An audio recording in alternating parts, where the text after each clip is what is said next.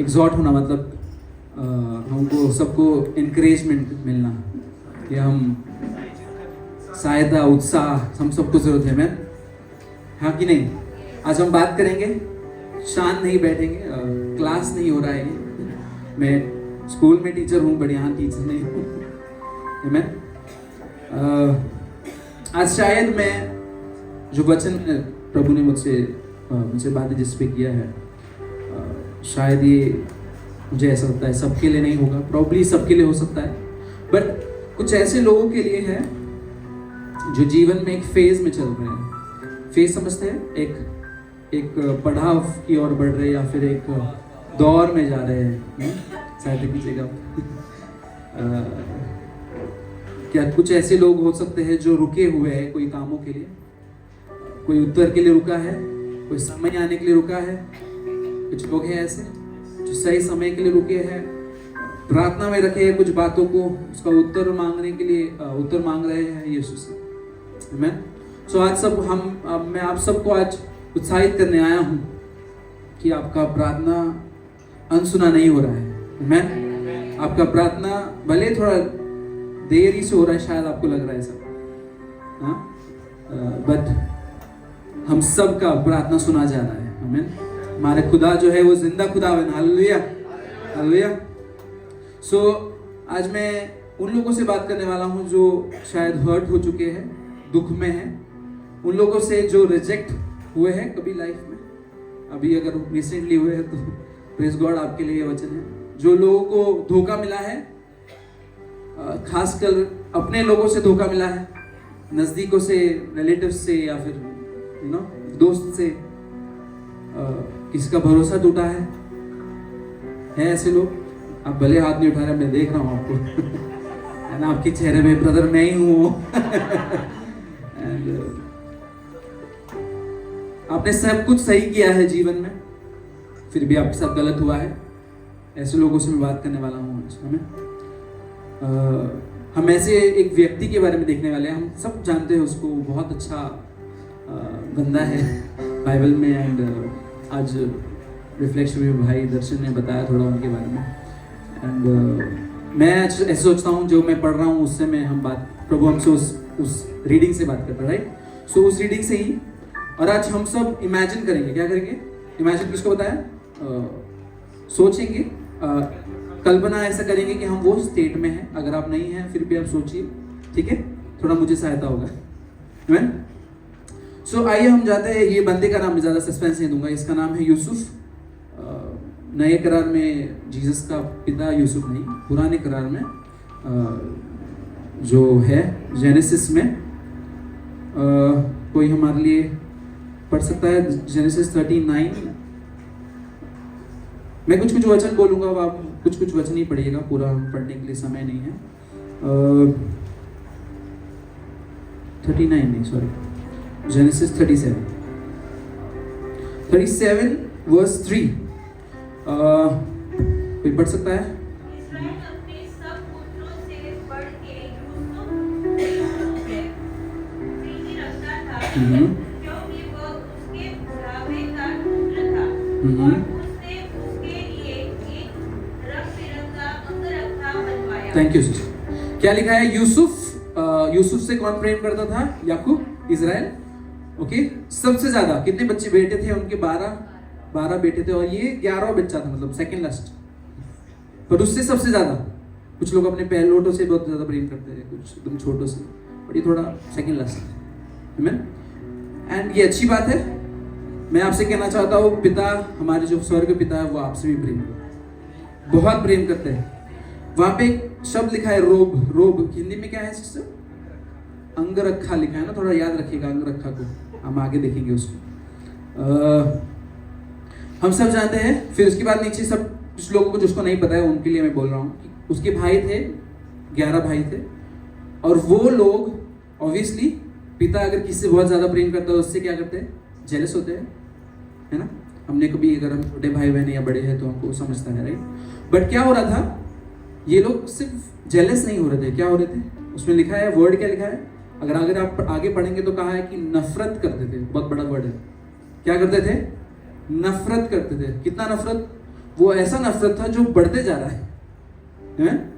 इधर थोड़ा नफरत दिख रहा है, फिर वो अपने तो यूसुफ जो है उसको सपने आते थे। ओके, वो दिन में जो बैठ सपना देखते वैसे नहीं, उसको रात में कौन दिखा रहा था सपना?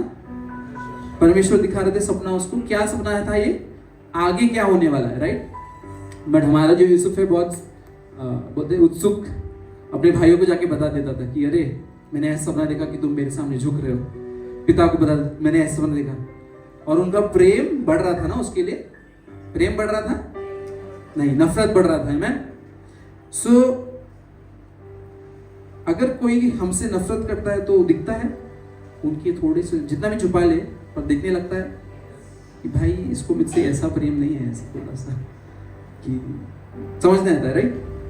मैं फिर आगे हम जैसे जाते हैं, क्या होता है, ये नफरत इतना बढ़ जाता है कि उसको मारने के पीछे हो जाते हैं।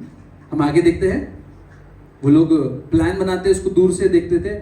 ऐसे थोड़ा सा मुझे थोड़ा सा डिटेल देना है। वो सेकेम करके एक जगह है, हिंदी में I don't know what is called, but सेकेम करके वहां पे उसके पिता याकूब जोसेफ को भेजते कि वहां जाके देख, वहां पे तेरे भाई है, उनको देखना और मुझे रिपोर्ट देना, ठीक है? पिता भी एकदम स्मार्ट है, ऐसे बेटे को भेजते हैं जिसको देन आगे जाके वो देखता है कि वहां नहीं मिलते उसको। डॉर्थन में वो लोग, बहुत दूर है वो, और 25 किलोमीटर। बट ये यूसुफ का हृदय दिखाता है, पता है? यूसुफ प्रेम करता था अपने भाइयों से, भले वो कितना भी नफरत करते थे उससे। वो जाके जोतम जो है जगह, सॉरी सेकेम जो जगह है, वहां से आ जाता था ना वापस कि अरे भाई तो नहीं है, यहाँ पे जाता हूँ वापस। बट वो और 25 किलोमीटर लिखा है, और दूर जाता है अपने भाइयों को ढूंढने के लिए, क्योंकि उसको चिंता थी। आमीन। सो उसके लिए उसके हृदय में प्रेम था उसके भाइयों के लिए। हम देखते हैं आगे, अगर जिसने पढ़ा है, जिसको भी पता है, ब्रदर मेरे को पता है आगे का, हम देखते हैं उसके प्रेम था, राइट? बट क्या होता है, उसको दूर से ही देख लेते हैं कि अरे ये तो क्या बोलते हैं उसको, ड्रीमर आ रहा है, जो सपना देखता है वो आ रहा है, चलो इसको आज बाय बाय टाटा करते हैं, राइट? बट प्रभु हमको नाश या खत्म होने नहीं देते। आमीन। अगर जो प्रभु ने योजना हमारे लिए रखा है, जब तक वो पूरा नहीं होता है हमको कुछ नहीं होगा। आमीन। क्या हम सुन रहे हैं? जोर से हालेलुया कहेंगे। बाजू वाले को कहेंगे ब्रदर सिस्टर, नहीं हालेलुया नहीं कहते। बाजू वाले से कहेंगे जागे रहो, मैं भी जाता हूं।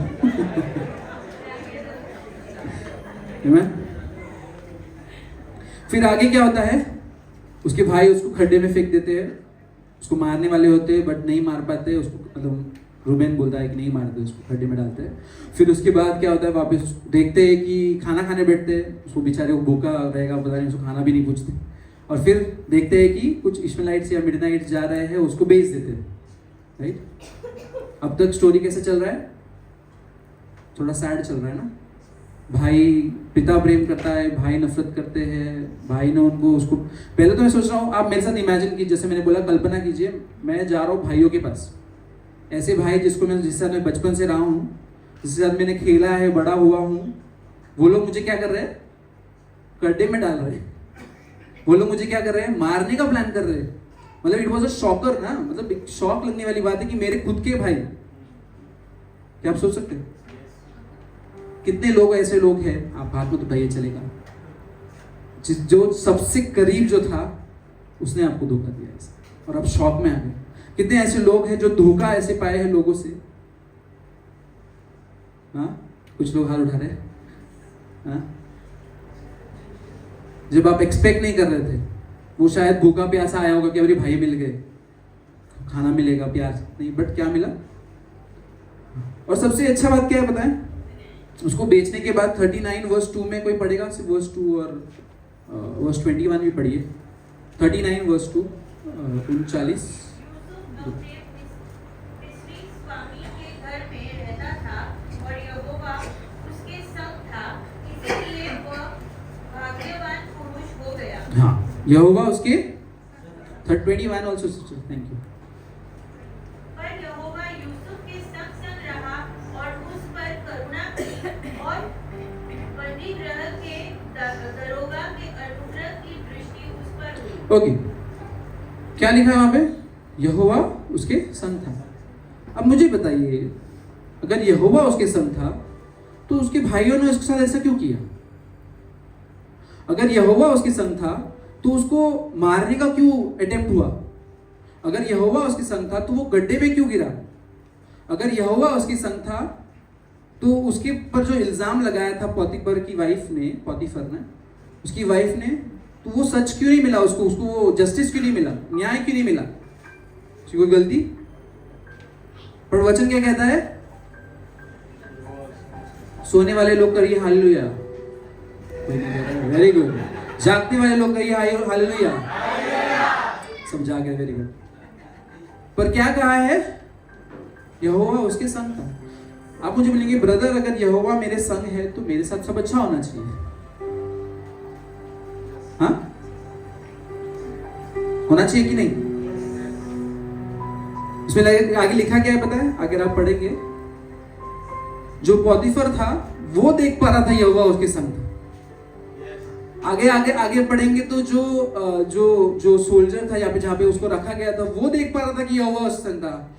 आप शायद नहीं देख पा रहे हैं, लोग देख पा रहे हैं कि यहोवा आपके संग है। आप शायद आपकी परिस्थिति को देख रहे हैं, शायद अपने इर्द गिर्द देख रहे हैं, पर लोग, शायद अविश्वासी लोग देख पा रहे हैं कि आपके साथ यहोवा है। हालेलुया। आप डटे रहिए, आप लगे रहिए, आप खड़े रहिए, प्रार्थना करते रहिए। जोसेफ मुझे बहुत पसंद है, क्योंकि हम इतना पढ़ते हैं उसके बारे में, बट वो एक बार भी कंप्लेन नहीं करता।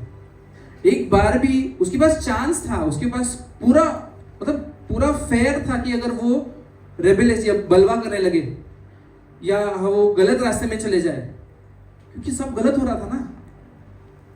वो भी बोल सकता था ऐसी जीवन का क्या फायदा भाई, मैं सब तो सही कर रहा हूं, बोल सकता था। पर उसने क्या किया? इनफैक्ट यूसुफ जो था ना, मैं इंग्लिश में लिखा है, he was a God minded person, परमेश्वर का भय रखने वाला इंसान था। कितने लोगों को पता है?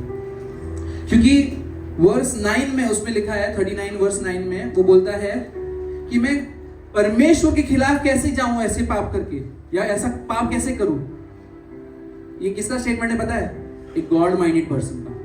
अगर हम 40 का 8 पढ़ते हैं, जब वो जो राजा को जो प्याला भरता है वो, और जो क्या लिखा है सिस्टर अगर आप पढ़ेंगे 40 वर्स 8, उन्होंने उससे कहा, हम दोनों ने स्वप्न देखा है और उनके फल का बताने वाला कोई भी नहीं।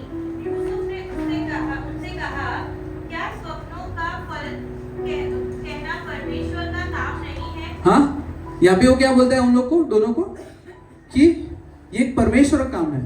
सो he is always thinking of God. उसके मन में, उसके हृदय में परमेश्वर हमेशा है। इनफैक्ट वो फेरो जो मिस्र का राजा है, उसको क्या बोलता है कि मैं नहीं कर पाऊंगा। जब भी आगे जाके हम देखते हैं कि मिस्र के राजा को सपना आता है, और उसका सपना अगर आप पढ़ेंगे आगे जाके 41 में, तो वहां पर उसको कोई सपने का मतलब समझाने वाला नहीं रहता। तो क्या होता है, जो प्याला भरने वाला बंदा है उसको याद आता है, 2 साल लगा उसको, 2 साल भूल जाता है वो, उसको याद आता है अरे यूसुफ करके एक था, उसको बुलाते हैं। तो राजा को मैं आपसे कहता हूं, जिसके साथ आपने अच्छा किया है ना, जो लोग के साथ आपने अच्छा किया है, भला किया है, भले उन्होंने गलत किया है, वो शायद भूल चुके हैं, वो लोग याद करेंगे फिर से। आमीन। वो लोग भूल गए हैं बट वो याद करेंगे। आमीन। और जब वो याद करेंगे तब आप परमेश्वर के हाथ को देखेंगे। आमीन। तो आगे हम देखते हैं क्या होता है। फेरो के सामने भी यूसुफ क्या कहता है कि मैं नहीं कर पाऊंगा, परमेश्वर कर सकते हैं। आमीन। ऐसा बच्चा जिसको 17 साल की उम्र में, बच्चा ही है वो, हाँ, 17 साल की उम्र में, मैं कल 30 होने वाला तो मैं बोल सकता हूँ बच्चा।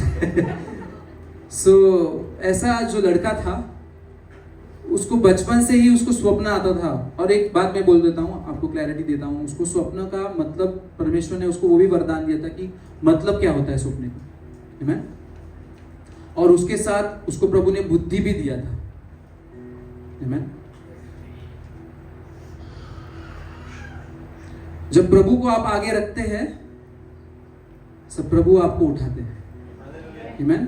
वो अगर फेरो के सामने बोलता है, अरे क्या मैं बताता हूँ आपको आपका स्वप्न क्या है, उसका मतलब क्या है, ऐसा किया क्या? नहीं, परमेश्वर को छोड़ा नहीं। मतलब मैं आपको क्या समझाना चाहता हूँ, वो परमेश्वर को छोड़ा नहीं। परमेश्वर ने तो उसको छोड़ा नहीं, बट उसने अभी परमेश्वर को नहीं छोड़ा। आमीन। आपकी परिस्थिति कैसी है मैं नहीं जानता, आप जानते हो कितना बदतर या कितना बुरी स्थिति है, बट एक बात आप याद रखिए, परमेश्वर को आप हमेशा याद रखिए। आप जब तक परमेश्वर के साथ हैं, उनके हाथों में हाथ पकड़ के थाम कर चल रहे हैं, कंप्लेन नहीं करके। देखो बहुत सिंपल नहीं है, डिफिकल्ट है बहुत। सब कुछ आपके साथ बुरा हो रहा है तो आपका मुंह तो चलेगा ही, बट उसमें भी आप परमेश्वर से कहिए, परमेश्वर मेरा भरोसा आप पर है, मैं आपको देख रहा हूं परमेश्वर, आप मुझे इससे बाहर निकालेंगे। आमीन। फिर क्या होता है आगे सबको पता है। एक ऐसा लड़का जो 17 साल की उम्र में अपने भाइयों को ढूंढने निकला था, उसको स्लेव बना दिया। हाँ, स्लेव को क्या बोलते हैं? दास, गुलाम। हाँ, उसको बेच दिया। इनफैक्ट जैसे मैंने आपको बोला था, वो जो क्या रोब को क्या बोलते हैं हिंदी में, अंगरखा, वो जो था वो भी उससे छीन लिया। ऐसे जो परिस्थिति में जन था वो, उसको क्या हो गया? अगर आप वर्स 42 पढ़ सकते हैं सिस्टर, 41 का 42, 41 से पढ़िए। हाँ, 41 वर्स 41, धीरे धीरे पढ़िएगा। फिर फिरौन ने यूसुफ से कहा, सुन, मैं तुझको मिस्र के सारे देश के ऊपर अधिकारी ठहरा देता हूँ। एक minute, thank you sister madam. अधिकारी ठहरा देता हूँ। एक दास जो आया था, आमीन, जो दास आके बन के आया था, वो क्या बन चुका है? उसका क्या था? उसका जीवन कैसा था? और परमेश्वर ने उसको क्या बनाया? हालेलुया। अभी आप क्या है, आप शायद आपके जीवन की चैप्टर 37 में होंगे। 41 आने के लिए 38, 39, 40, 41 समय है। आपका चैप्टर शायद 37 चल रहा है, बट 41 चैप्टर आने वाला है। Hallelujah, hallelujah. हाँ, फिर सिस्टर आगे। तब फिरौन ने अपने हाथ से अंगूठी निकाल के यूसुफ के हाथ में पहना दी और उसको बढ़िया मलमल के वस्त्र पहना। क्या दिया उसको? बढ़िया।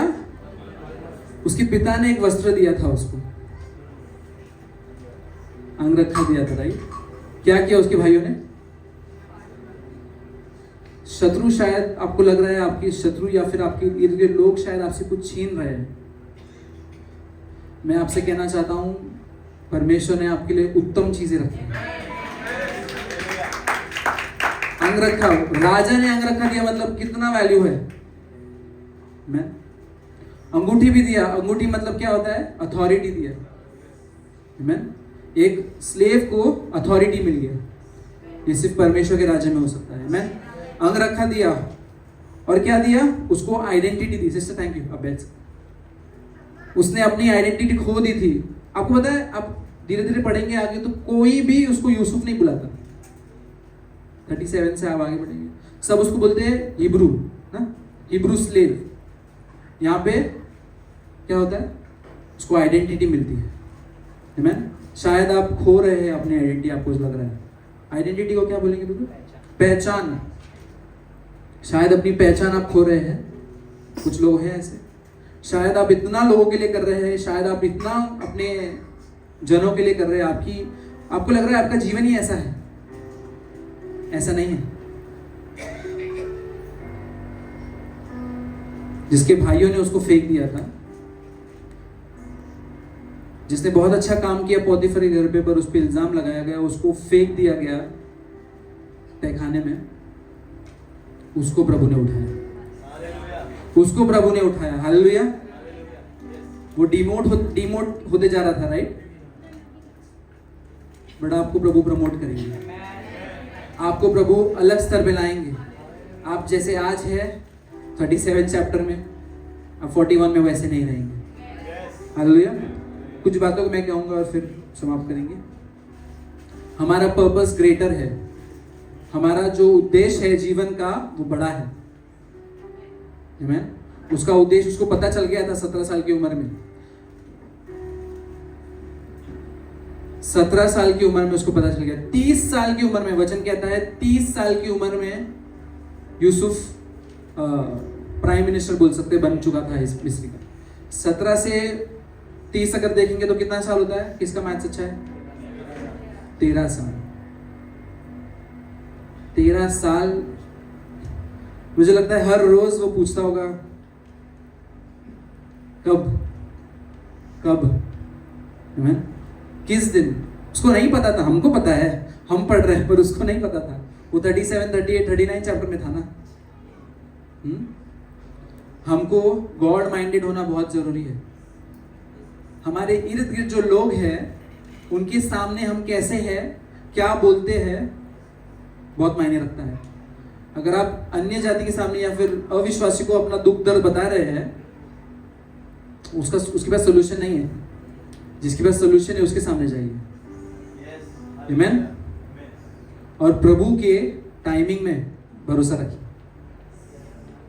प्रभु से कहिए, प्रभु शायद मैं आज यहां हूं, शायद मैं आज अकेला हूं, शायद मेरे इर्द गिर्द कोई नहीं है, पर मुझे पता है आप मुझे खड़ा करेंगे एक दिन। मुझे पता है कि आप मुझे फिर से खड़ा करेंगे एक दिन। जो आपने मुझे, हम सबको उद्देश्य पता है हमारे जीवन का, है कि नहीं? आप सबसे प्रभु ने बातें किया है कि वो क्या करने वाले हैं आपके जीवन में, है कि नहीं? इसलिए मैंने बोला सबके लिए नहीं है ये वचन। शायद जिससे बात किए हैं, आपकी उम्र मैटर नहीं करती, आप क्या करते हैं, आपका काम मैटर नहीं करता। आमीन। जो आपके लिए प्रभु ने उद्देश्य रखा है वो पूरा करेंगे। उनके समय पर आप विश्वास रखिए, उनके टाइमिंग पर आप विश्वास रखिए। हालेलुया। क्या हम करेंगे? क्या हम ताली बजाएंगे जोर से यीशु मसीह के लिए? आइए हम प्रार्थना करेंगे, प्रभु से कहेंगे, प्रभु मैं अपने आज को नहीं देखता हूं प्रभु,